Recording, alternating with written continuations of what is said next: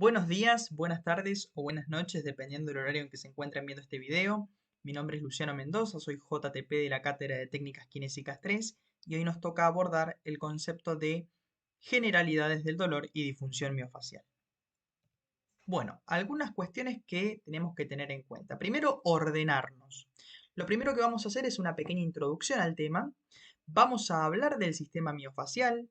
Vamos a mencionar algunas cuestiones vinculadas a la biomecánica de los materiales, que antiguamente se abordaba en una unidad en particular. Bueno, acá vamos a extraer algunos conceptos que son importantes para aplicarlo al sistema miofacial. Bueno, vamos a estudiar cómo se enferma, cómo se altera este sistema miofacial, entrando en lo que denominamos una disfunción. Vamos a hablar del concepto de punto gatillo o trigger point y finalmente el abordaje kinésico, es decir, las herramientas con las que contamos los kinesiólogos para poder atender a un paciente con estas características.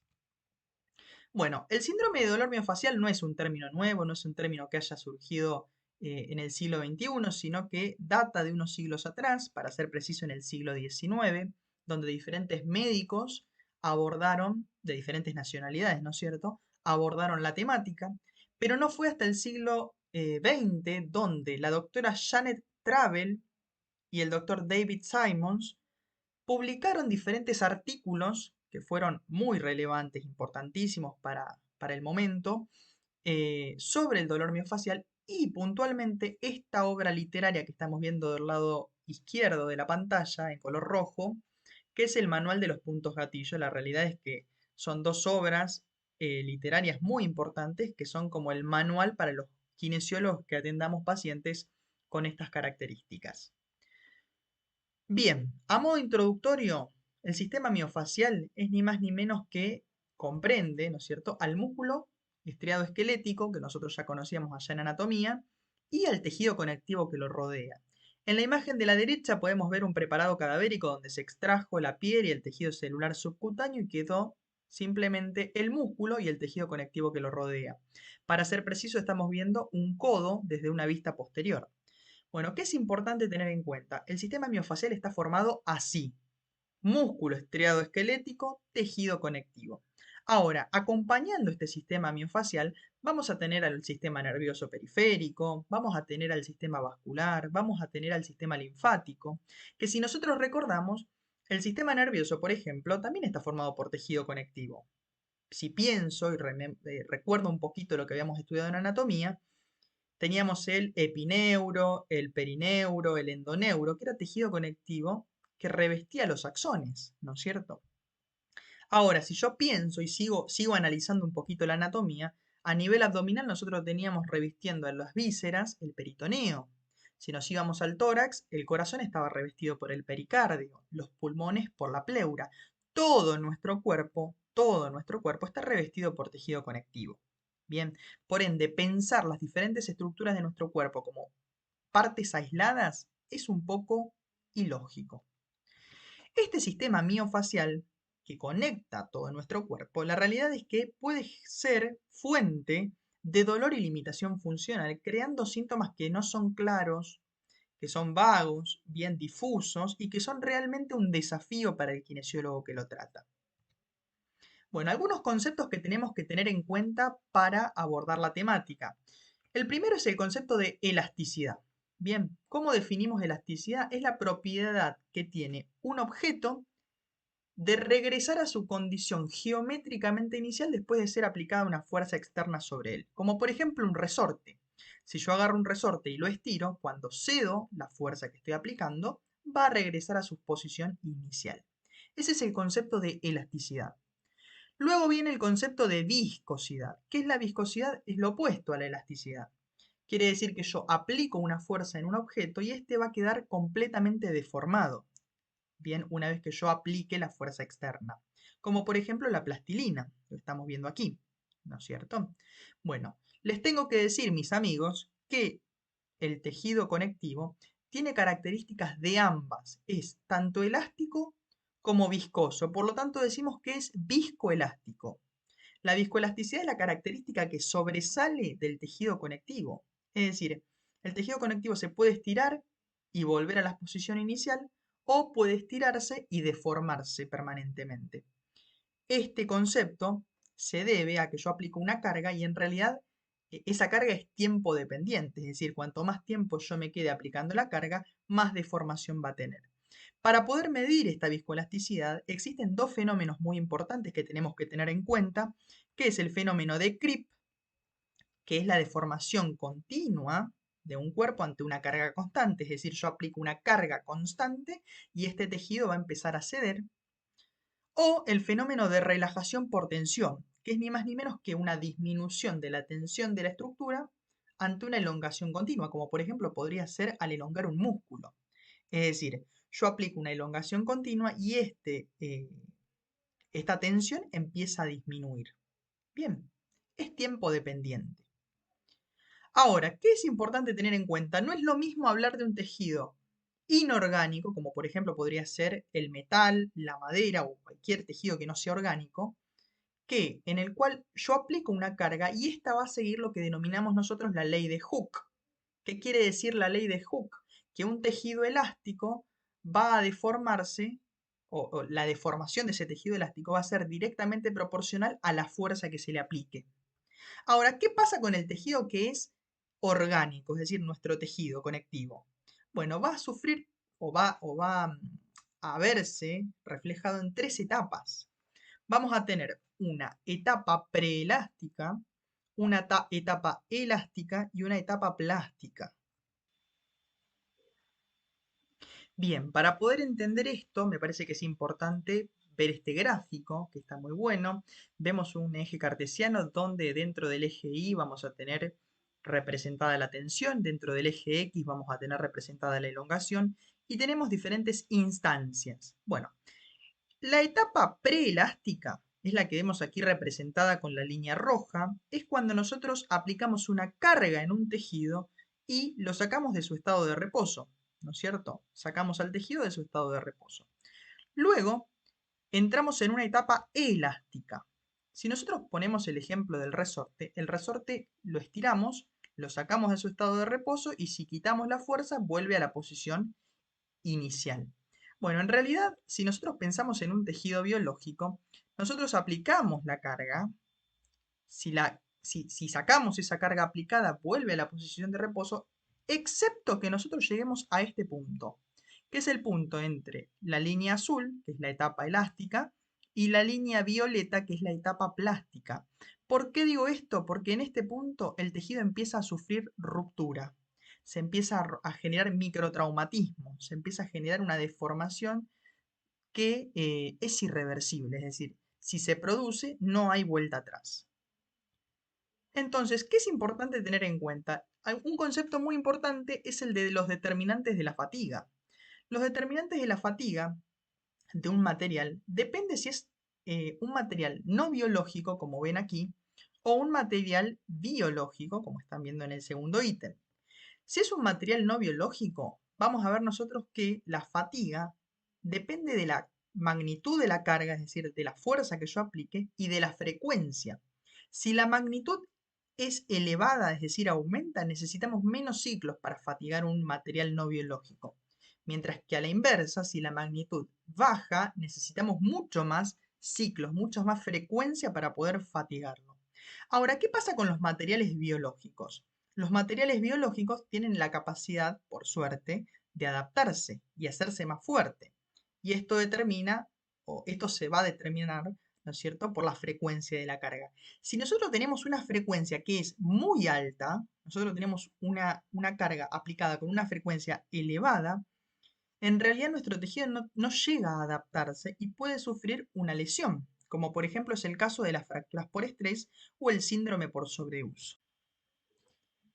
Muy bien, con respecto al efecto de la temperatura, si nosotros pensamos en realidad más desde la lógica, ¿qué sirve más? ¿Aplicar frío o aplicar calor? Y la realidad es que para poder trabajar a un tejido biológico no da lo mismo aplicar un agente físico u otro.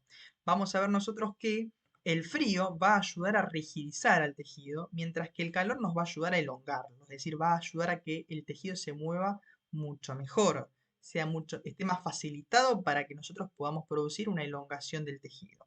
Bien, por ende, si yo voy a trabajar la musculatura isquiosural, vuelvo al ejemplo, Voy a intentar elongar esa cadena posterior. Si yo aplico frío no voy a tener los mismos efectos que si yo aplico calor.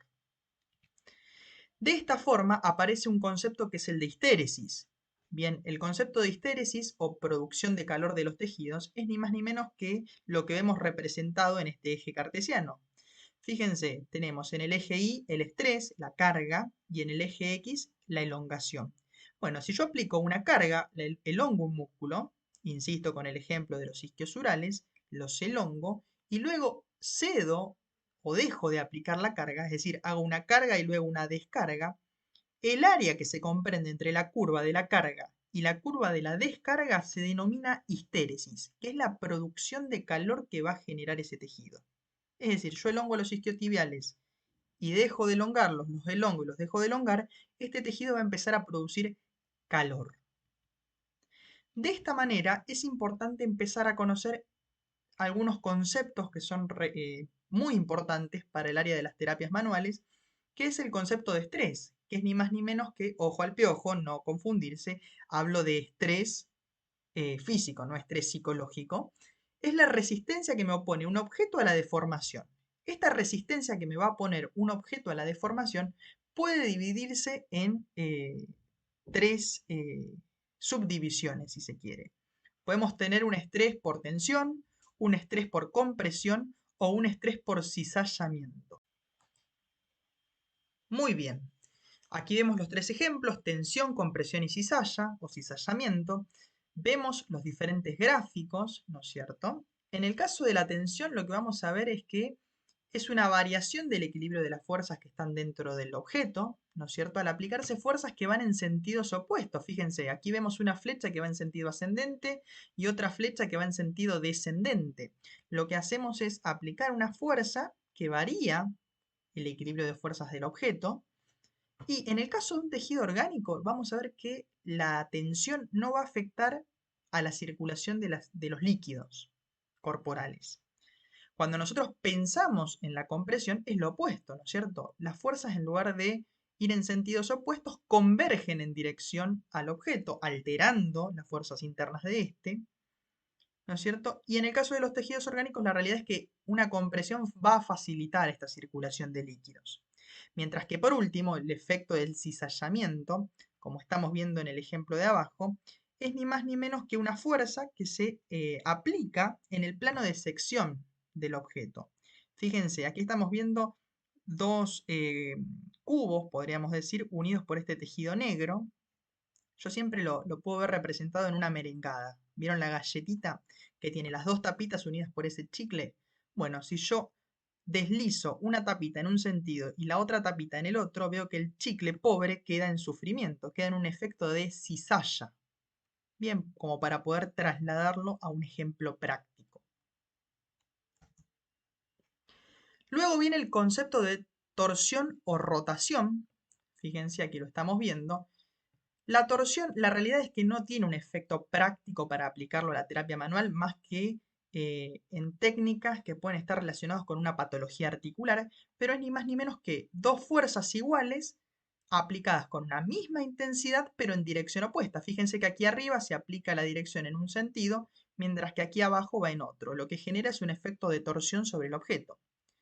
Luego viene el concepto de flexión, fíjense aquí lo estamos viendo. A un objeto se le aplican no dos, tres fuerzas por lo menos. Una fuerza va en un sentido y las otras dos van en el otro.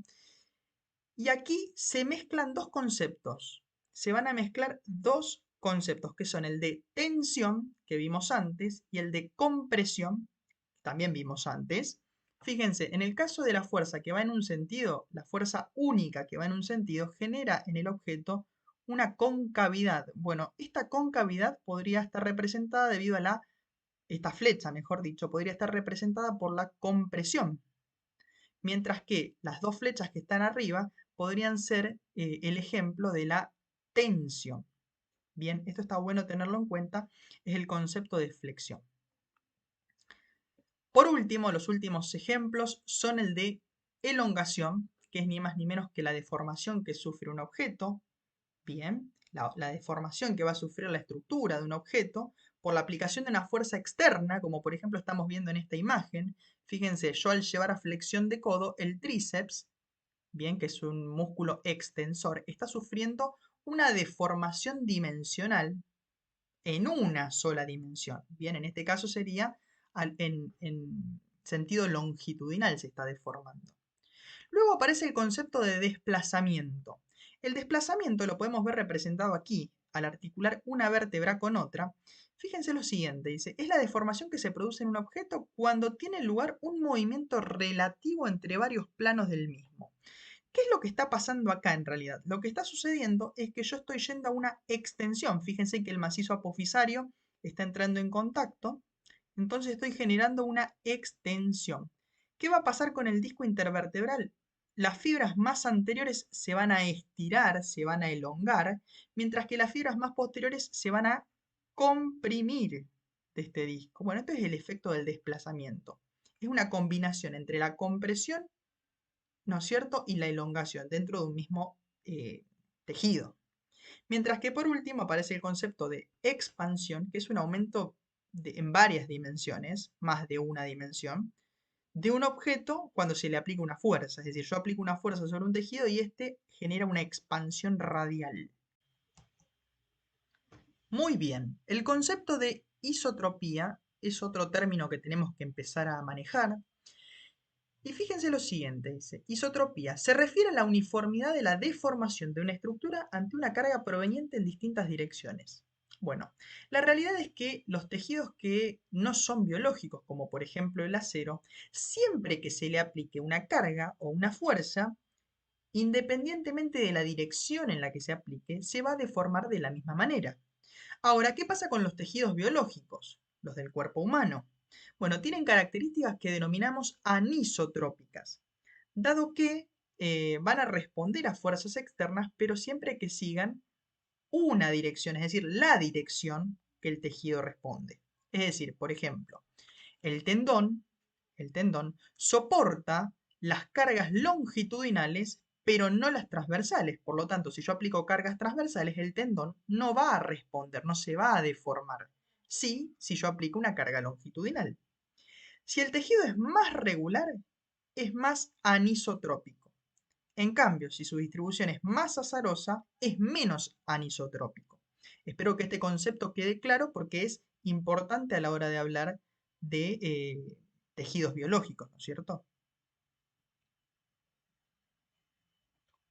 El tejido conectivo, vamos a ver nosotros que forma una red diseñada para soportar tensiones. Fíjense, en este caso, en la imagen de la derecha podemos apreciar perfectamente un músculo revestido de su fascia, de su tejido conectivo. Bueno, este tejido conectivo va a estar formado por un montón de componentes, como por ejemplo es el agua, el colágeno tipo 1, estructuras que ustedes ya han visto en materias previas, como por ejemplo la sustancia fundamental, la elastina, los fibroblastos. Y vamos a ver nosotros que la disposición y la densidad de fibras determinan la resistencia en las diferentes direcciones. Esto que decimos nosotros. Más organizado es el tejido, más anisotrópico es. Más aleatorizado, menos anisotrópico es. Algunas consideraciones que tenemos que tener sobre el tejido conectivo son las siguientes. El envejecimiento por una cuestión lógica afecta al tejido conectivo haciendo que se pierda colágeno, pero por más que aumenta la pérdida de colágeno, en realidad los enlaces cruzados aumentan generando una gran resistencia. Vamos a ver que durante el embarazo hay una influencia hormonal de la hormona relaxina que hace que el tejido conectivo se debilite y haga propensas a las madres a necesitar del uso de una faja que contenga. Las características viscoelásticas permiten que sean elongados sin ser dañados, que es algo que fuimos abordando al inicio del encuentro. El tejido conectivo está expuesto a daño producto de fatiga. Es decir, cuanto más lo uso y más repetidamente lo uso, se puede lesionar. Esto es lo que nosotros conocemos como síndrome por sobreuso. Y por último, el tejido conectivo es desde ya susceptible al calor. Bien, nosotros ya hablamos hoy con relación a la utilización de crioterapia o termoterapia, ¿Cuál era más beneficiosa? Digo yo, el calor, la realidad es que genera un aumento en esta viscoelasticidad. Para producir este calor, uno de los fenómenos más importantes es el ejercicio, ¿no es cierto? Hay un fenómeno que llamábamos nosotros el fenómeno creep, que es la nueva longitud que logra una estructura después de un tiempo determinado y que nosotros podemos mantenerlo con la utilización de frío. Es decir, logramos una longitud, aplicamos frío y generamos una ganancia, una nueva longitud. ¿Qué pasa con el músculo estriado esquelético? Bueno, cada músculo es un ensamble de fascículos, cada uno de los cuales constituye un haz de aproximadamente 100 fibras. Cada fibra contiene aproximadamente 1000 entre 2000 miofibrillas. ¿Qué quiero decir con esto? Si nosotros miramos el gráfico de abajo, vemos un músculo cortadito, del cual se extrajo lo que nosotros llamamos el fascículo muscular. Este fascículo, si yo lo miro un poco más en detalle, veo que está revestido por un tejido conectivo. ¿Cuál era el tejido conectivo que formaba parte del músculo? El epimicio, el perimicio y el endomicio. Bueno, aquí estamos viendo parte del tejido conectivo que reviste el fascículo. Si yo me meto dentro de este fascículo, me voy a encontrar con la célula muscular, que es la fibra del músculo, para irme más pequeño y entrar en las miofibrillas y finalmente encontrar los miofilamentos. Es decir, voy de lo más grande a lo más pequeño que tiene el músculo. Bueno, cuando nosotros nos metemos en esta estructura, tenemos que preguntarnos cuál es la unidad funcional que tiene el músculo. La realidad es que la unidad funcional del músculo es la sarcómera o el sarcómero. Bien, el sarcómero, ¿no es cierto?, se conecta entre sí. Para formar un sarcómero necesitamos por lo menos dos líneas Z. Esto lo vamos a ver ahora representado en un gráfico. Y este sarcómero en su interior va a tener los filamentos finos y filamentos gruesos que vamos a llamar de actina y de miosina. Bien, que son las proteínas que nos van a permitir generar la contracción muscular. Bueno, en este gráfico vemos perfectamente representado, muy fácilmente diagramado, el gráfico de un sarcómero. Vemos representado con las columnas violetas los discos Z. Fíjense, entre disco Z y disco Z nos encontramos un sarcómero. Entre disco Z y disco Z, otro sarcómero. Aquí vemos representados dos sarcómeros. Bueno, si nos ponemos a mirar más en detalle, vemos algunos filamentos que van de el disco Z, que están unidos al disco Z y son filamentos muy finos, muy delgados, los filamentos de actina, mientras que por otro lado nos encontramos filamentos un poco más gruesos que denominamos filamentos de miosina. Bien, fíjense cómo el filamento de miosina tiene el famoso palo de golf para producir la contracción muscular. Bueno, en la imagen de arriba vemos cómo el sarcómero se acorta y se alarga dependiendo de la superposición que tengan estos filamentos. Muy bien, dentro del concepto también anatómico tenemos que desarrollar el de placa motora o placa neuromuscular. Bueno, en la imagen de la izquierda podemos ver una metámera, ¿no es cierto? Esto es anterior, esto es posterior. Vemos la H medular, la sustancia gris medular con las astas anteriores, las astas posteriores. Vemos el conducto del epéndimo, vemos los cordones de la médula y vemos cómo de la misma se desprende la raíz anterior, la raíz posterior con su ganglio anexo, el nervio raquídeo y cómo la información o ese nervio llega a una fibra muscular. Si nosotros recordamos, ese nervio raquídeo es ni más ni menos que el conjunto de axones. Bueno, ahí veo el axón llegando, ¿no es cierto?, a la fibra muscular con su respectivo botón sináptico para poder generar o transportar, mejor dicho, el potencial de acción. En la imagen de la derecha nos metemos dentro del botón sináptico, hacemos un zoom, agrandamos la imagen y vemos cómo este botón sináptico del axón entra en contacto con la fibra muscular. Bueno, ¿qué pasa acá?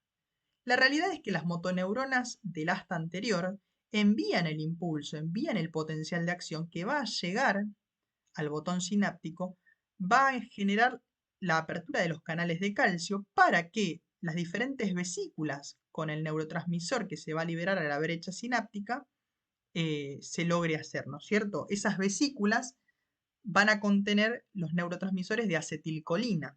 Esta acetilcolina es vertida a la brecha sináptica y es captada por los receptores, ¿no es cierto?, que se encuentran en el músculo. Bien, los receptores para la acetilcolina.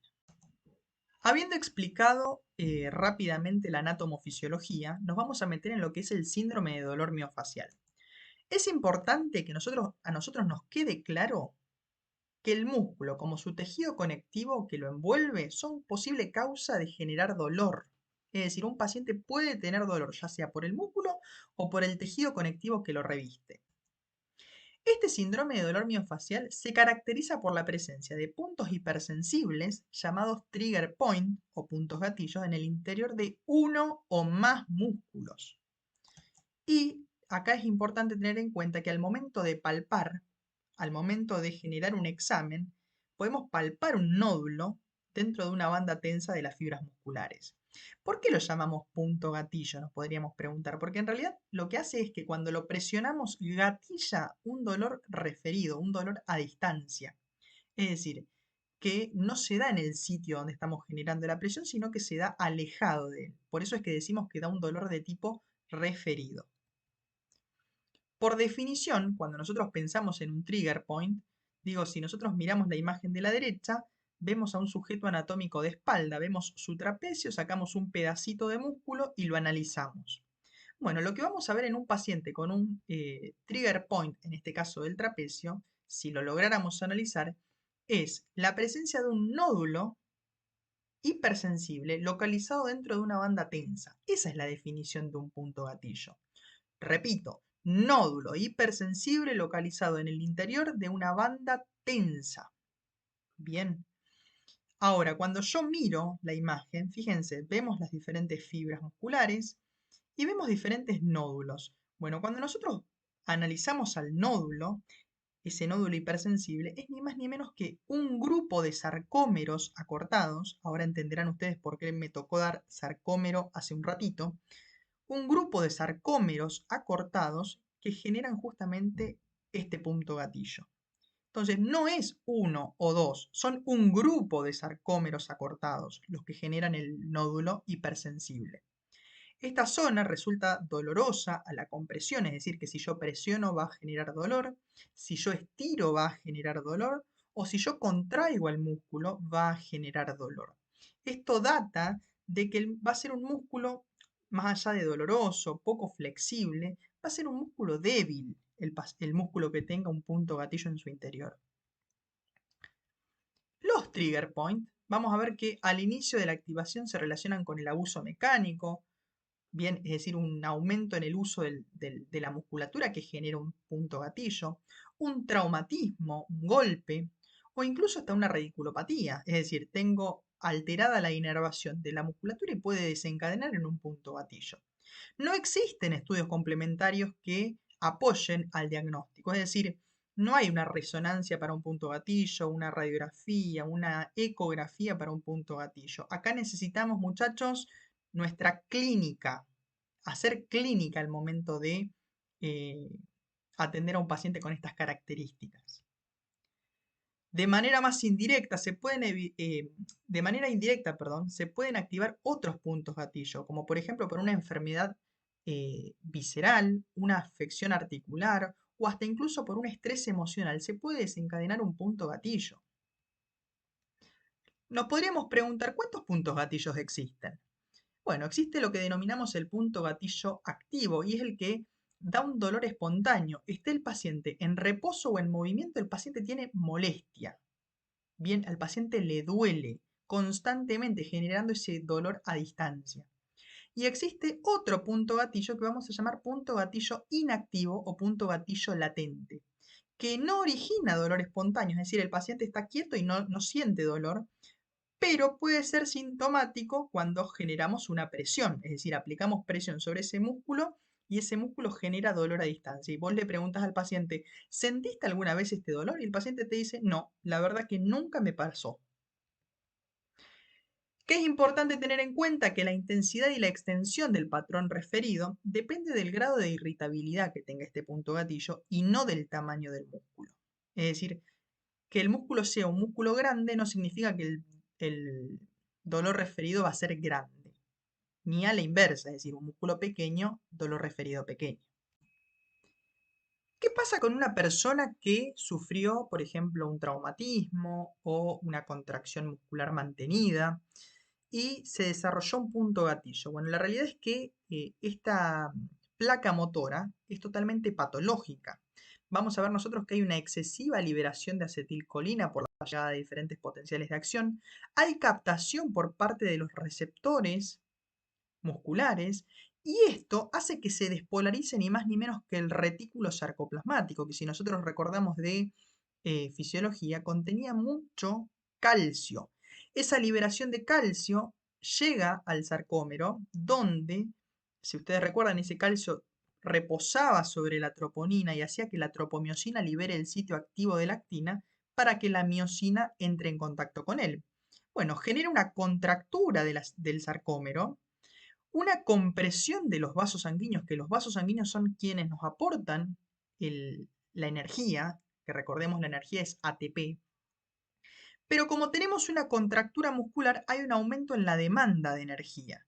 Entonces tenemos disminuido el aporte y tenemos un aumento en la demanda. Esto genera lo que denominamos nosotros una crisis energética. Es decir, tenemos mucha demanda y poco aporte. Lo que va a hacer es que se liberen sustancias sensibilizantes, principalmente a las fibras nociceptivas, y se genere dolor. Este sería básicamente el mecanismo fisiopatológico del punto gatillo, por lo menos el que está más aceptado hasta el momento. Ahora, para poder abordar a un paciente que padezca de un punto gatillo, que tenga un punto gatillo, nuestras manos son herramientas claves y fundamentales para poder abordar estos cuadros. Bien, vamos a tener, por ejemplo, la palpación en pinza, que es para músculos que tengan dos caras del mismo visibles y palpables, como por ejemplo el trapecio. Una palpación una palpación plana superficial para la musculatura superficial a la cual puedo acceder, o una palpación profunda para aquellos músculos que se encuentren en planos muy profundos y que deba acceder de una forma diferente, como por ejemplo podría ser el psoas ilíaco. Para poder acceder a él yo tengo que atravesar diferentes estructuras de mi abdomen.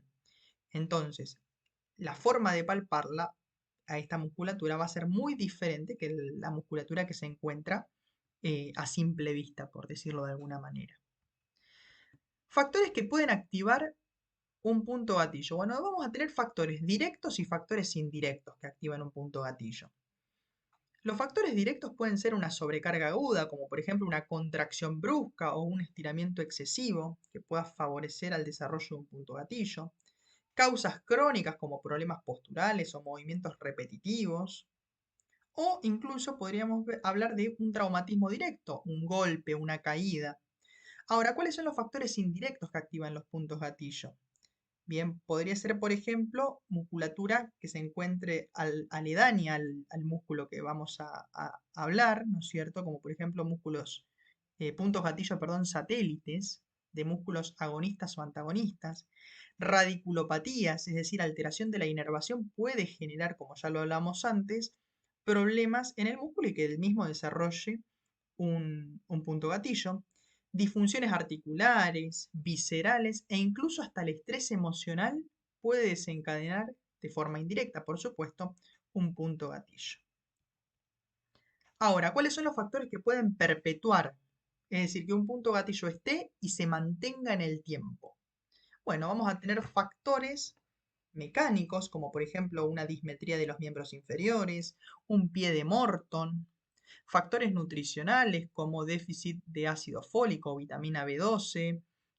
Vamos a tener factores como, por ejemplo, el déficit de magnesio, de calcio. Factores cicatrizales, es decir, un tejido que no cicatriza correctamente puede ser favorable para que un músculo desarrolle un punto gatillo. Factores endocrino-metabólicos, como por ejemplo el hipotiroidismo, el hipertiroidismo, diferentes factores que pueden desencadenar que un punto gatillo aparezca o se perpetúe al menos. Con respecto al tratamiento, vamos a tener dos pilares en los cuales nos vamos a parar los kinesiólogos para tratar a estos pacientes, y es el tratamiento conservador y el tratamiento invasivo. Sí, como bien escucharon, el tratamiento invasivo también es de incumbencia kinésica. Dentro del tratamiento conservador vamos a aprender algunas técnicas que ven en la columna de la izquierda para poder abordar estos pacientes que iremos desarrollando con el correr de la clase. Y por el lado del tratamiento invasivo, el abordaje, digamos, estándar del tratamiento invasivo es la punción seca. Cabe remarcar que no cualquier kinesiólogo puede hacer punción seca. Para poder ejecutar esta técnica, primero me tengo que formar. Por lo tanto, dentro del área de las terapias manuales que aprendemos en técnicas kinésicas 3, le vamos a enseñar los lineamientos generales de la punción seca. Ahora, el día de mañana, si a ustedes les gusta esta área, es decir, atender pacientes con patologías neuromusculoesqueléticas, si les interesa el área de la punción seca, podrán formarse en alguna formación continua. Dentro de las técnicas manuales vamos a tener el estiramiento analítico, por ejemplo, que consiste en estirar un músculo intentando normalizar la longitud de los sarcómeros acortados. Esta técnica la vamos a ejecutar en pacientes que tengan puntos gatillos poco activos. Y hay dos pasos para hacerlo, o dos líneas para poder ejecutarla. Que el paciente lo haga de forma activa o que el paciente lo haga de forma pasiva, es decir, que lo estemos ayudando nosotros. Si vamos a estirar analíticamente un músculo de forma pasiva, la elongación debe durar por lo menos 30 segundos. Mientras que si el paciente lo ejecuta de manera activa, la elongación va a durar entre 10 a 15 segundos. ¿Qué pasa con la segunda forma de aplicar una técnica manual, que es la técnica de aplicación de estiramiento y frío? Bueno, es ni más ni menos que el estiramiento analítico, solamente que sumando un agente físico. Es decir, este frío que nosotros vamos a aplicar, la crioterapia, lo que va a intentar es bloquear el dolor a nivel medular a través de un estímulo térmico, a través de un estímulo táctil incluso, y o mejor dicho, inhibir el reflejo miotático. Bien, de esta forma, cuando nosotros aplicamos el frío, lo vamos a hacer en la zona del músculo afectado y en la zona del patrón referido, del dolor referido que genere este músculo. Cabe remarcar que no se debe enfriar la piel, cuando nosotros apliquemos el estímulo térmico, no se debe aplicar la piel más de 3 veces seguidas sin calentar previamente. Es decir, tenemos que aplicar cada 3 ciclos calor húmedo. Otra técnica es la técnica de liberación por presión, que para poder ejecutarla tenemos que usar nuestras manos o algún elemento de terapia manual, bien con los que pueden contar ustedes el día de mañana en su consultorio. Consiste en estirar el músculo hasta el punto de dolor, es decir, no generar un dolor excesivo y aplicar una presión gradual. Recuerden que tenemos que pedirle permiso al tejido, el tejido es viscoelástico y por lo tanto es tiempo dependiente. Generar una presión gradual que va a ir entre 20 segundos y 1 minuto y finalmente elongar ese músculo para permitir que se relaje. Luego sigue la técnica de relajación posisométrica, bien que como el nombre lo dice, vamos a generar una contracción estática, una contracción isométrica. Vamos a generar un estiramiento confortable, se le pide al paciente que haga una contracción voluntaria del músculo entre 5 y 7 segundos. Esa contracción, insisto, es isométrica, nosotros tenemos que aplicar una resistencia a la misma, seguida de una fase de relajación de 2 segundos para luego generar un estiramiento. Este proceso va a durar por lo menos, o lo vamos a repetir al menos entre 3 y 5 veces. Luego viene la técnica excéntrica de Mitchell, que como el nombre lo indica, vamos a generar una contracción excéntrica, es decir, origen e inserción se van a alejar. Nosotros vamos a elongar un músculo, ¿no es cierto? Vamos a intentar llevar a una posición de máximo estiramiento, pero el paciente nos va a resistir el estiramiento. Esa resistencia es mínima, es decir, le vamos a decir al paciente, te voy a llevar de un punto A a un punto B y vos resistime el movimiento, pero déjame ganarte, déjame generar el movimiento. Bien, que el paciente no haga una contracción brusca, sino que esa contracción sea vencida por la fuerza del kinesiólogo o del terapeuta. Luego viene la técnica de Jones, bien, donde consiste en colocar al músculo que vamos a trabajar en una mínima tensión, acortando este músculo agonista y por consiguiente poniendo en tensión, elongando al antagonista. La posición de confort, donde nosotros estamos generando una reducción de la tensión de la musculatura, se mantiene durante unos 90 segundos y luego se vuelve a la posición neutra muy lentamente de este músculo. La técnica de inhibición muscular integrada es un método en el cual se combinan diferentes técnicas que vimos antes, como por ejemplo la técnica de liberación por presión, la relajación posisométrica y la técnica de Jones. Bien, existen dos métodos para poder ejecutar esta técnica. El primero implica una presión sobre el punto gatillo de unos 20 a 30 segundos mientras el paciente está cómodo. Luego se le va a pedir a este paciente que haga una contracción mantenida de la musculatura alrededor de unos 7 a 10 segundos para, después de la contracción, relajar la musculatura y aprovechando esta relajación el terapeuta estira pasivamente estos músculos. El segundo método, en realidad, en este segundo método, en lugar de generar una contracción seguida de un estiramiento, se realiza una contracción muscular excéntrica de intensidad moderada. Después de esto se puede realizar movimientos de frotación o aplicar calor sobre la zona para generar más confort. Como última técnica nos vamos a encontrar la técnica de inducción miofacial, donde el principal objetivo que vamos a tener es eliminar las restricciones que tenga el sistema facial, que ya conocimos, este sistema miofacial, ¿no es cierto? Este tejido conectivo puede generar restricciones y la intención de esta técnica es liberarla. Bien, en la imagen de la derecha me pareció que está bueno colocar una imagen como para que ustedes lo vean. El kinesiólogo tiene sus manos, la mano derecha en la región torácica, la mano izquierda cruzada en la región lumbar, trabajando una fascia muy importante que es la fascia toracolumbar. Bien, en este caso, como todas las técnicas manuales, son tiempo dependientes. Hago énfasis en que el tejido miofacial es viscoelástico, nuestro tejido conectivo es viscoelástico, por lo tanto, a mayor tiempo de duración de la técnica, mayor liberación voy a generar. Para finalizar, nos metemos dentro del tratamiento invasivo, que como ya les venía anticipando es la punción seca.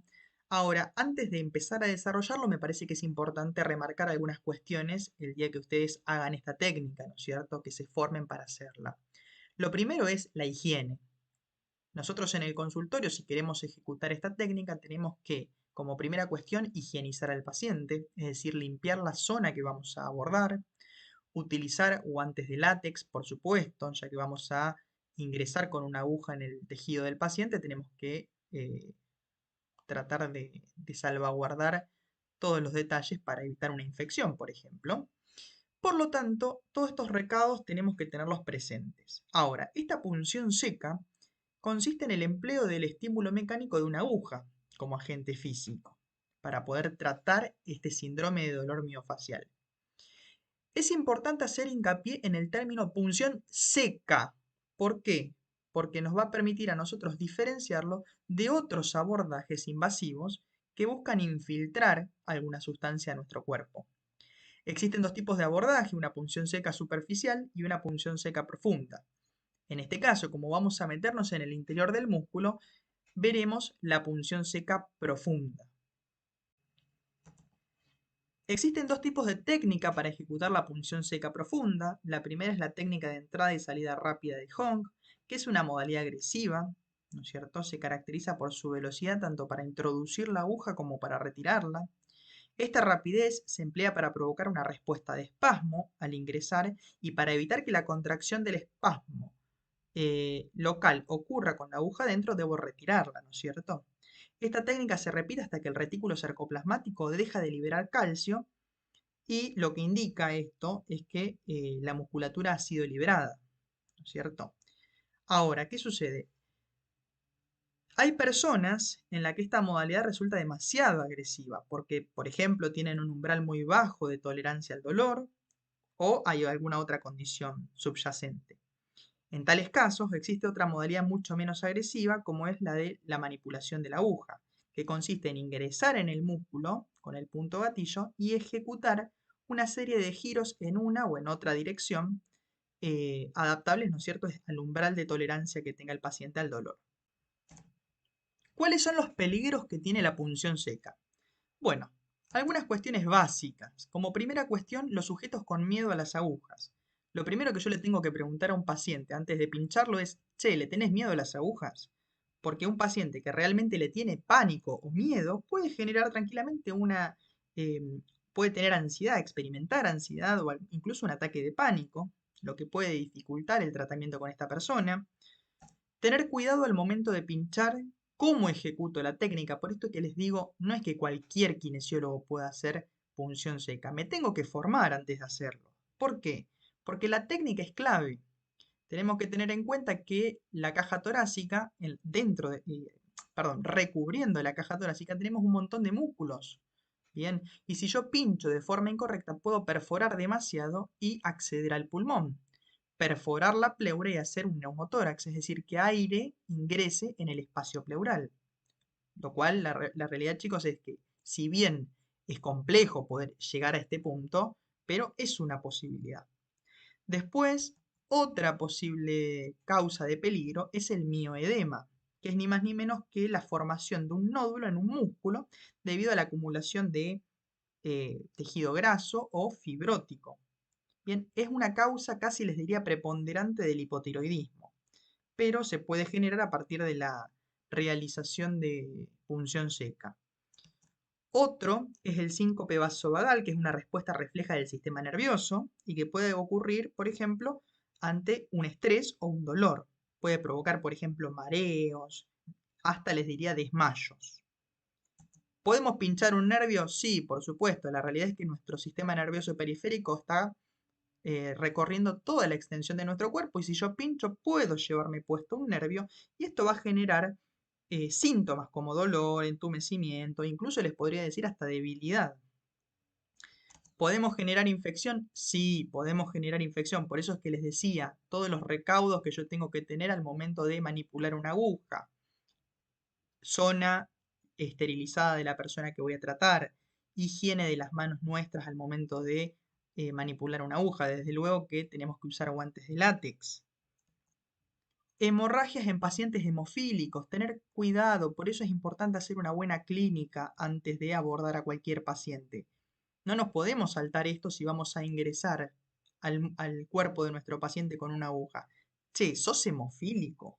Bien, desde luego que van a haber datos que vamos a poder nosotros darnos cuenta antes de llegar a pincharlo al paciente si es hemofílico o no. Bien, esto es algo que nosotros tenemos que preguntarle. Y si son alérgicos al níquel. Esto es importante porque algunas agujas de punción seca pueden contener níquel. Bien, y si el paciente es alérgico a este material, nos puede generar un efecto contraproducente. Bueno, muchas gracias por escucharme, espero haber sido claro y conciso. Ante cualquier consulta, duda o inquietud, estamos a disposición de la cátedra. Les mando un gran abrazo, amigos.